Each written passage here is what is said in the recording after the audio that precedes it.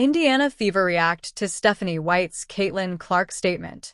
The Indiana Fever brought in Stephanie White with the objective of the former WNBA Coach of the Year tapping into Caitlin Clark's full potential. While these two had their moments in their first year together, injuries got in the way of what would have been another memorable campaign for Clark.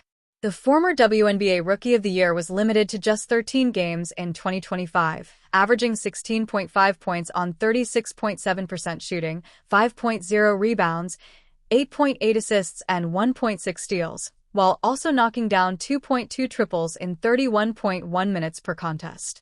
Clark dealt with multiple injuries in 2025, but it was ultimately a right groin injury that forced the Fever to shut Clark down for the remainder of the season. The Fever hired White as their new head coach during the past offseason as the successor of Christy Sides. White was coming off 2 seasons with the Connecticut Sun before she returned to Indiana, where she also served as head coach in 2015 and 2016. White recently made a guest appearance on WNBA legend Sue Bird's Bird's Eye View podcast, and one of the main topics in their conversation centered around Clark. At one point in the show, White expressed how impressed she is with Clark's elite work ethic. With Caitlin, "You know she's a hard worker because of what she's been able to accomplish," White said. "But until you see that there is no wasted movements, no wasted reps, no wasted anything, you just have such level of respect for how she goes about her work every day.